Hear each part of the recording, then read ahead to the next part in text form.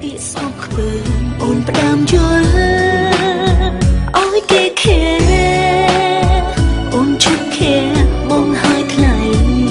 ស្នេហ៍យើងលែងមានន័យអ្វីហើយពេលនេះឲ្យគេខេអូនឈប់ខេប្រចិត្តពីចុំអូនហើយពេលនេះអូនគ្មានអ្វីទៀតទេឲ្យបង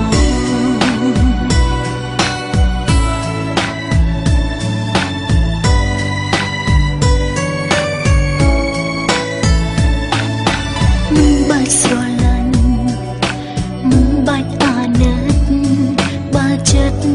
បងមិនអាចបាញ់ចង់ពេលមុនស្រឡាញ់ពេលនេះបងស្អប់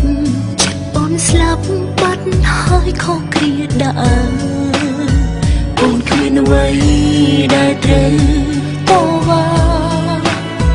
ឈប់បញ្ហាព្រោះបងអ្នកផ្ដាំគេអ្នកសាងអូនអ្នកជុំចិត្តត្រូវខ្ទោស្ទះដងហើ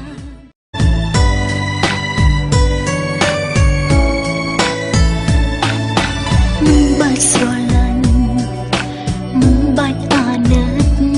តែយើងលែងមានន័យអ្វីហើយពេលនេះឲ្យគេខេអូនឈប់ខេប្រចិត្តពី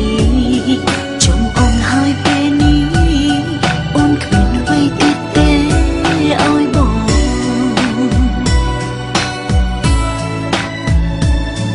បើចិត្តបងមិនអាចបាញ់ចង់ពេលមុនស្រឡាញ់ពេលនេះបងស្អប់ចិត្តពាក្យស្អប់ខ្ពើមអូនផ្ដាំយល់ឲ្យគេខេ